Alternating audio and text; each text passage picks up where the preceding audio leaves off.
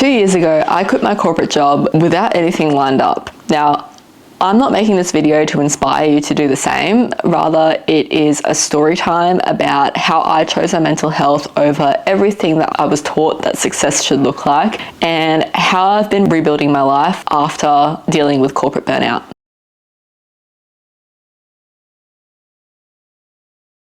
To give you some context, I never really had it all together. In my formative years, I dealt with a lot of shit, and it sort of looked like this constant battle with my mental health, body image, self-harm, and substance abuse. And a few things happened, but a day came when I turned things around and I started ticking all of society's boxes. So I got into the good schools, the good jobs, and ultimately after uni, I got what many would consider a dream grad job in a big tech company that was work from home and relatively well paid. So from the outside, it looked like I had everything together, but inside I was really struggling, and it was unfortunately in this last job where it really came to my absolute breaking point. The thing is, and I hope it's not as cringy as it is for me to say it, I always felt special. But being special in certain environments makes you an outcast because you don't fit into their box. They don't like that. And being in these toxic environments with the office politics and the childishness, I started to forget that I was special, that I was smart and capable of achieving the dream life that I always envisioned for myself. I constantly felt underappreciated, and I never felt inspired by the people I was around. And unfortunately, this was a pattern that followed me in many of my roles. And not only that, I wasn't growing or learning, nor was I contributing to anything meaningful. So in the last 6 months before quitting, my mental health was spiraling. Sundays were painful. I would feel a pit in my stomach all day. That Slack ping would literally send my cortisol flying. I also started experiencing physical symptoms, spotting. I would clench my jaw in my sleep so hard that I had to get a special retainer, acid reflux, the body aches, puffy eyes, white hairs, which, mind you, I never got before or after I healed. So on top of all that, the hardest thing for me was the fuzziness. So I really started to struggle with finishing my sentences and remembering words, which impacted my confidence because my ability to communicate has always been a strong point of mine. So I was really just going downhill. And the worst part about it was I was hung up not only by the HECS debt, but also just knowing how much pain and stress and sweat, blood, tears it took for me to get to where I was. When I would mention this to people as well, like they'd just say pretty much like, you should be grateful for where you're at, like it's an amazing job, whatever. But like I really started to regret all my life choices, and it's hard to admit this, but I really started to question life. For 9 months, I think I subconsciously knew that I was going to leave because I started anxiously holding on to money and building up that savings account, even though I initially was spending more as a form of escapism. So like I'd buy myself that SkinCeuticals $220 fucking face serum. I'd buy shit like that to like try to fill this void. Yeah, I think part of me knew that I was going to quit before I was ready to admit that to myself. And I just kept waiting and waiting for a sign from the universe, but really I should have just listened to what my body was screaming at me.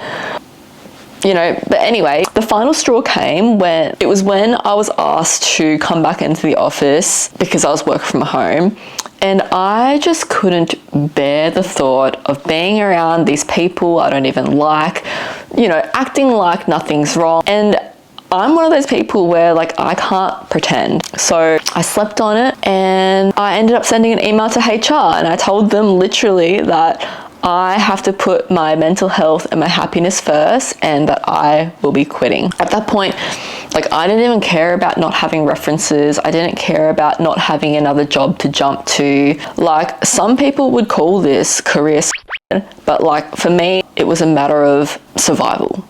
Once I quit, and thankfully I didn't have to serve the notice period, I felt a deep sense of relief, but also very anxious. Obviously, right? Because I'm no longer having any money coming in and I've lost structure in my day. So initially I went into full coping mode. Wake and bake, the alcohol, I was getting back into smoking cigarettes, and basically I was doing anything to try to feel better or at least numb everything that was going on. I was mostly rotting away at home, and I think that if I didn't do anything then, I would have just let that go on until I was pretty much forced to get into another shitty job. So even though I had that like over a year's worth of expenses saved, I applied for a job at my local bottle shop, or the Bottle-O. And I did that because I had my first experience working when I was like 14 at a cafe, and I really enjoyed like hospitality. I thought it'd be really fun. You know, it would get me out of the house, I'd get my steps in, I might make some friends, it might be really chill. I was wrong. It was not chill. It was a big mistake. Well, it wasn't a mistake, but it was not chill. It was probably one of the hardest jobs I've had mentally, physically, and emotionally. But basically I came out of it with this realization that I just need to give myself a fucking break, because I thought that by coming out of that corporate job, it would miraculously heal my mental health. But like, why was I still crying after an 8-hour shift at a bottle shop, right? So after that job, it was just a summer job, I made a commitment to myself that I was going to spend some real quality time with myself. The thing is, I've never given myself a break. So ever since I did that little life turnaround when I was younger, it was this constant hustle, stress, and like putting myself through pain. Whether it was like getting through the IB diploma and then the law and finance degree, and then building up this resume and hustling to these job interviews and trying to get as many different work experiences as I could, the crying, the stress. I never even gave myself a pat in the back. Like, I wasn't even going to go to graduation, except my partner told me I should. Like, it was always this like whipping my back. Basically, I started prioritizing myself. I did a lot of journaling and reflecting. I did the whole inner child work. I tried to figure out like, what is it that I'm good at? What do I enjoy? How can I like envision my life?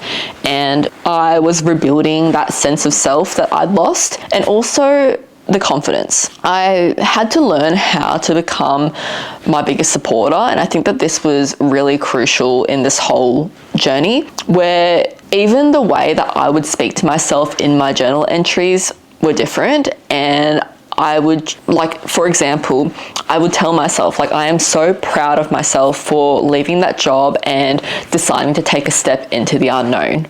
Like, that was not how I used to talk to myself.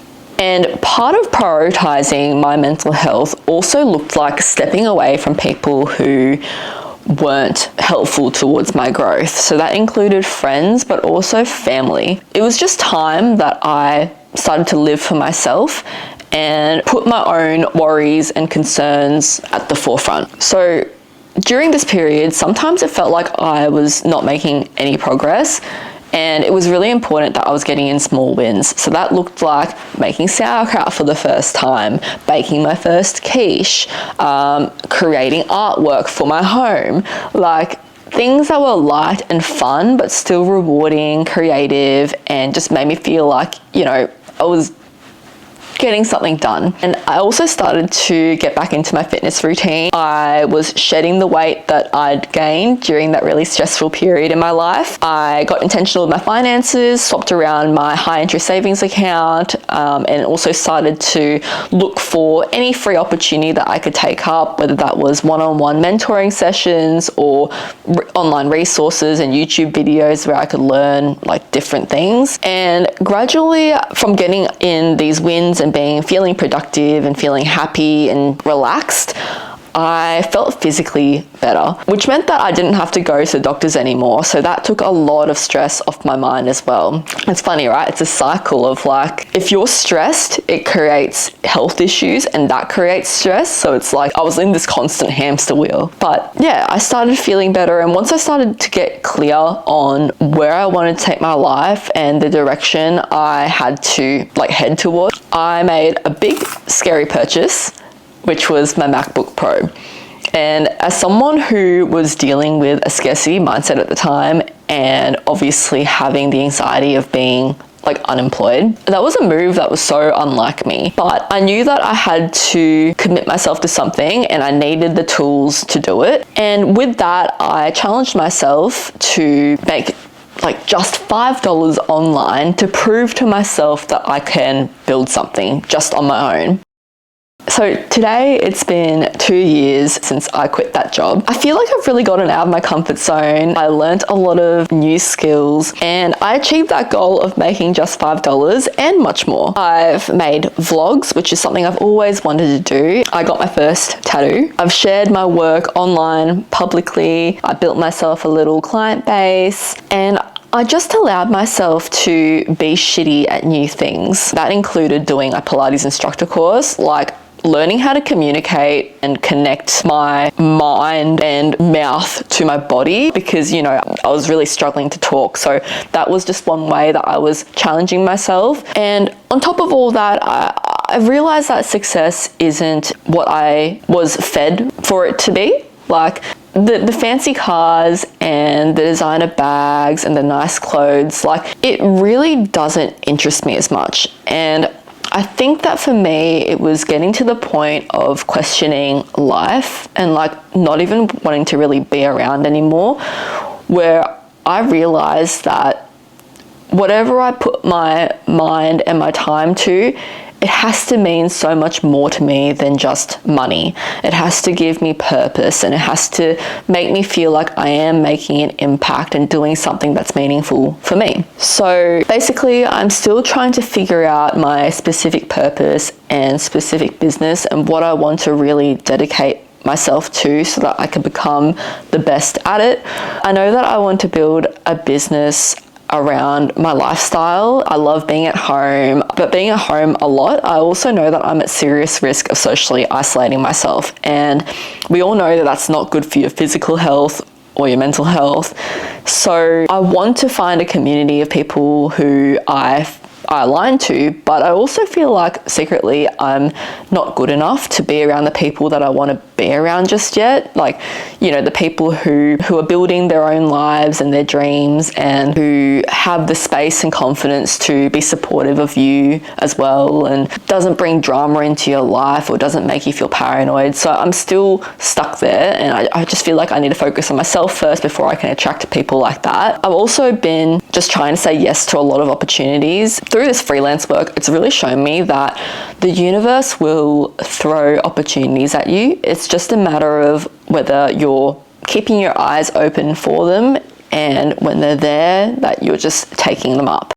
Now, here's a disclaimer. I think corporate can be really great for a lot of people. You clock in, you clock out. There are lots of opportunities for growth and experiences if you're in the right company and environment. But I think that a lot of people underestimate their potential. They're not proactive about their career or they don't approach it with intention. So if corporate feels right for you, my opinion is go full send. Like, balls to the wall, become the best at what you do, learn, take up all the opportunities, because when you get to a point where you feel like technically, skill-wise, confident in what you do, that in itself, like building that kind of career, is purpose. And what I mean by intention is, you know, move jobs if you're not growing or learning, or if you're not being treated right? Don't let this whole life and job thing take you for a ride.